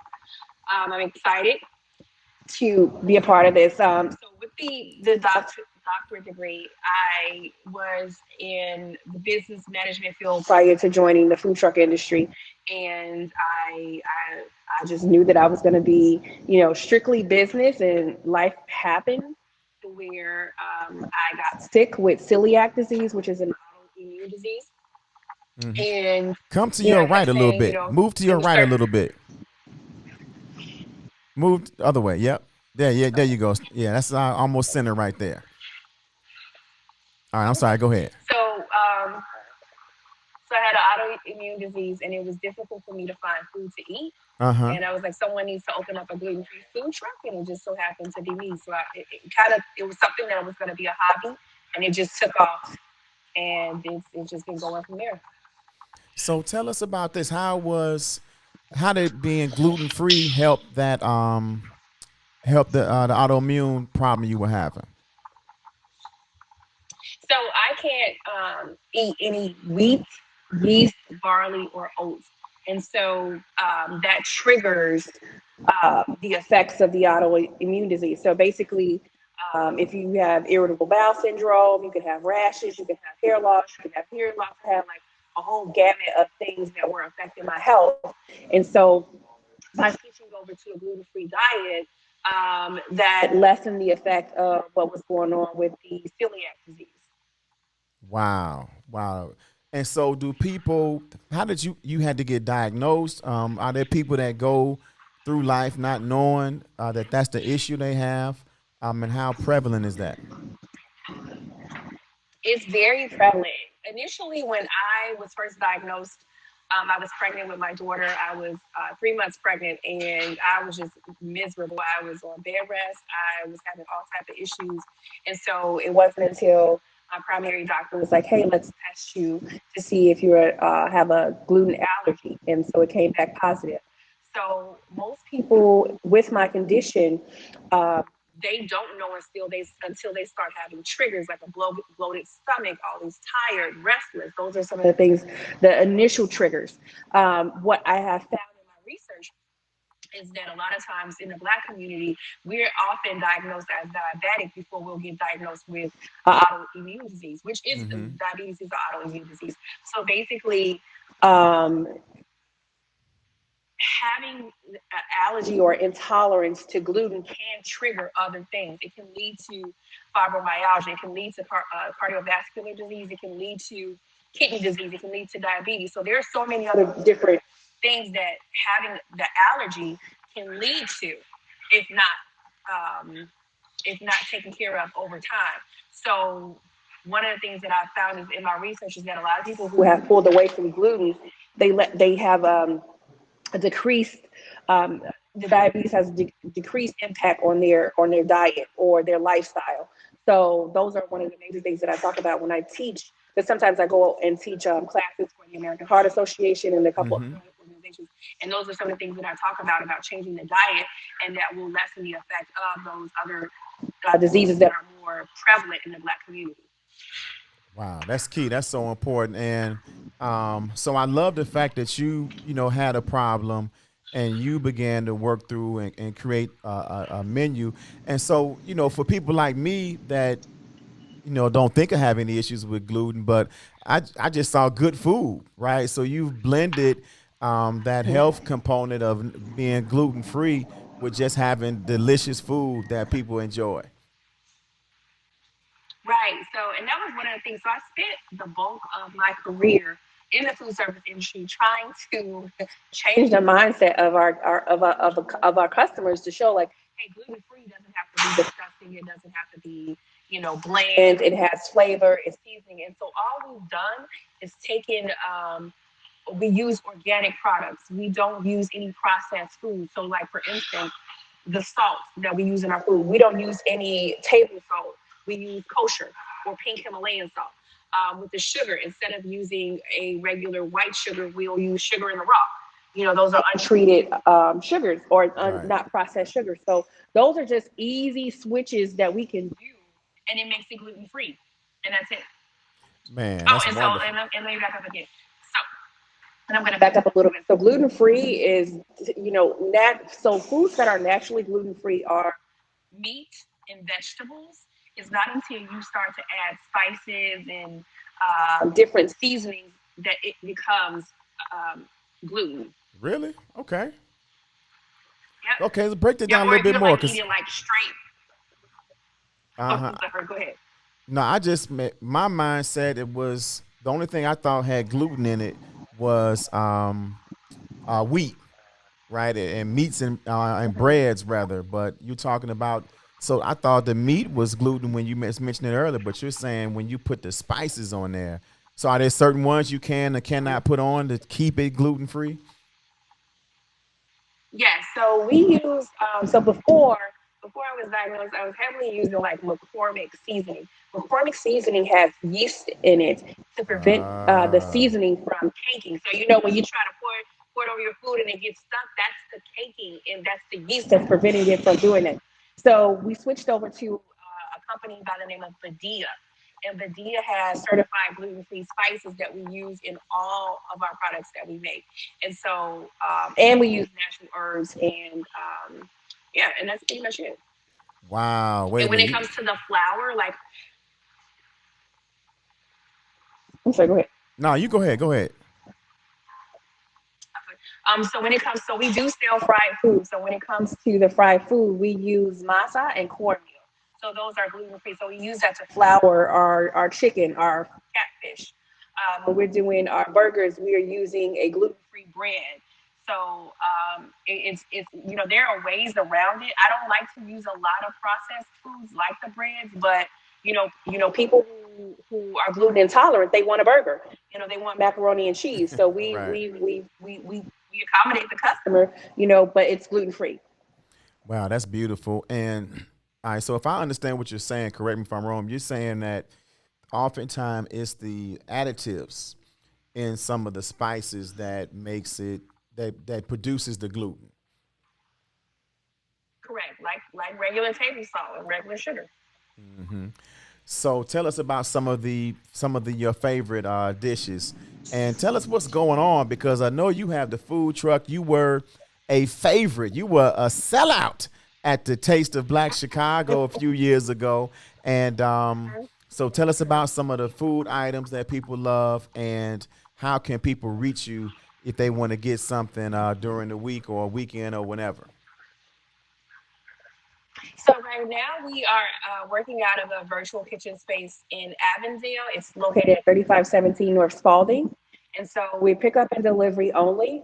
At this point, in a couple months, we will be moving into a full service restaurant. So we start construction on that let's say January, June 1st. So customers will be able to come in and dine in and enjoy Congratulations. our food.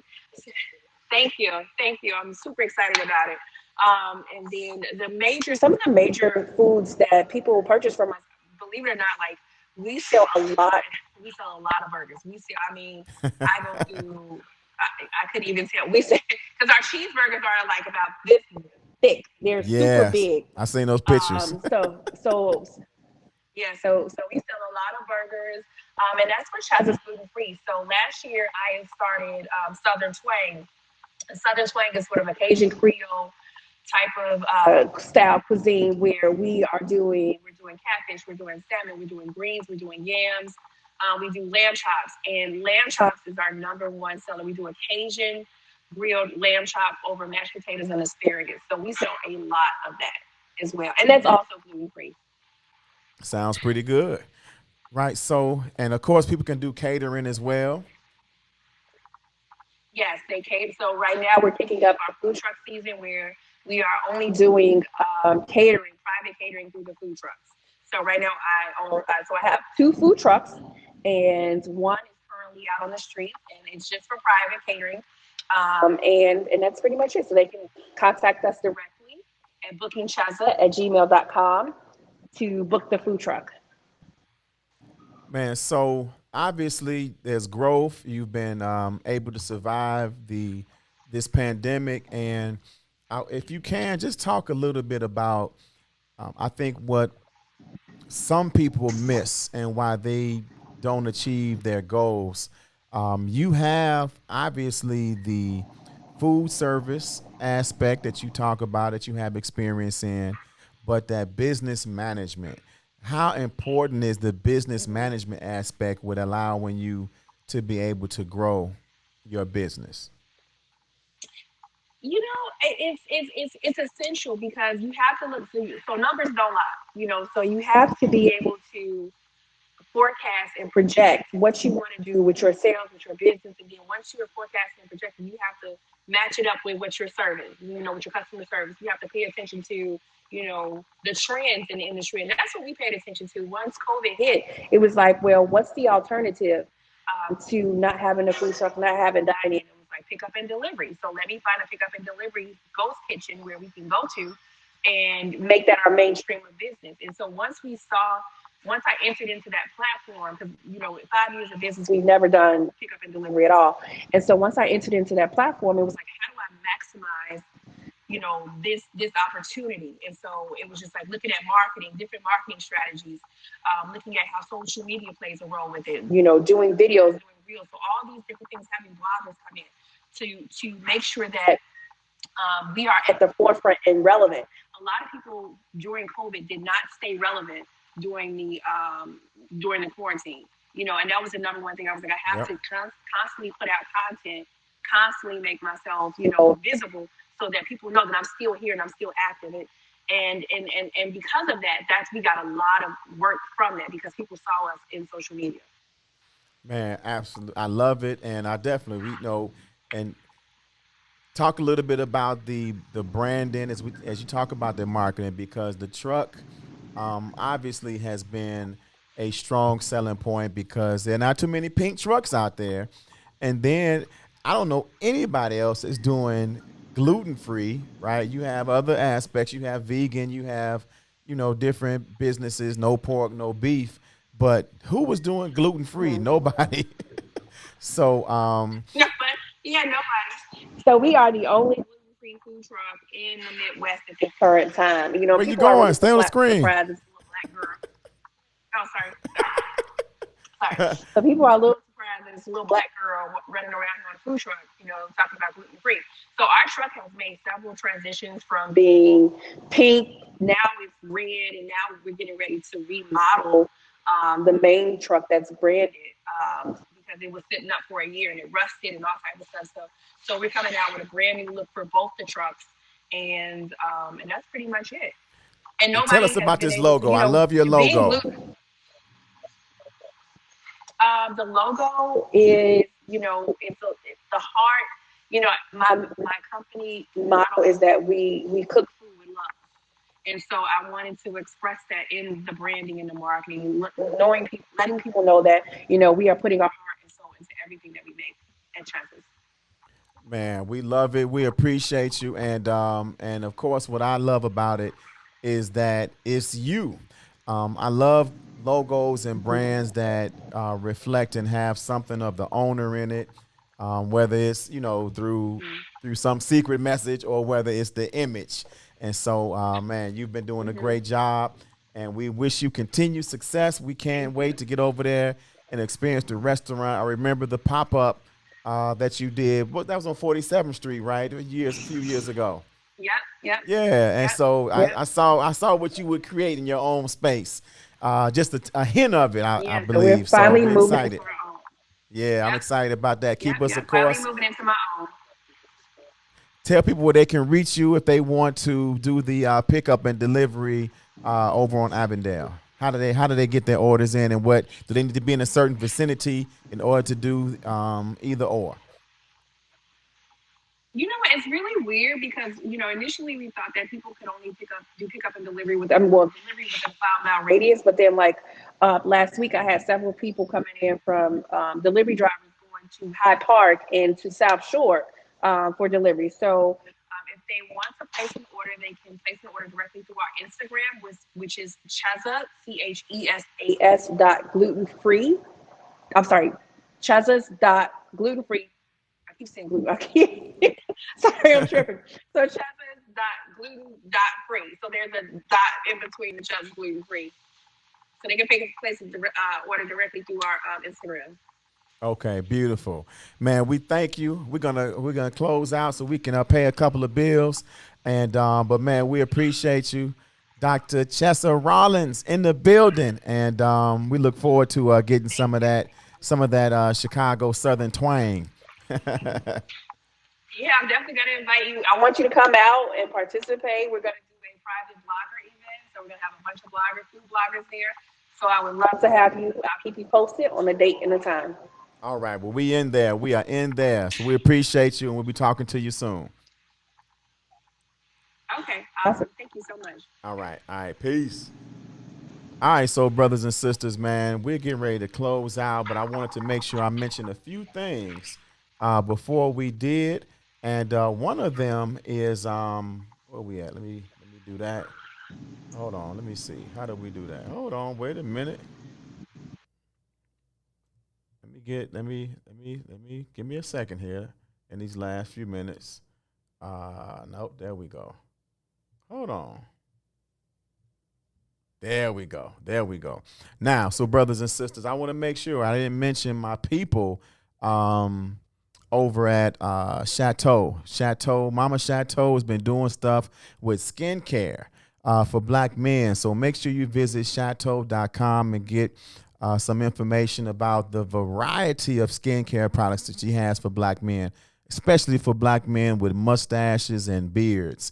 And I wanted to make sure I told you all, we were over at Sean Michelle's Homemade Ice Cream last Friday for the introduction of the Sashta Bean Pie infused ice cream. It is now available. You can go get some, and when you get some, you are supporting a portion of the money is going to go towards the renovation of the home, the former home of the Most Honorable Elijah Muhammad. Shout out to our people at Mary Jane Cafe, 7112 South Yates, for creating some incredible food. They got the Chipotle chicken, honey, jerk salmon, the grilled herb, rub lamb, and some great desserts. And then, man, we got to mention our brother has a new Janeth the Poet. Has a great single he has, Call It Freedom. So you can go to my Facebook page and check out that song and enjoy his spoken word and his music. And we definitely want to give some love and recognition to Paul Mooney, who passed on May 19th, which is also the birth anniversary of Minister Malcolm X. So we want to mention all those folks. And we got some other stuff. We'll get to it next week when you see you here on the Touré Muhammad Show. But never forget, brothers and sisters, as long as I have a bowl of bean soup, you've got half. Peace, and watch your back. WIIFTBP.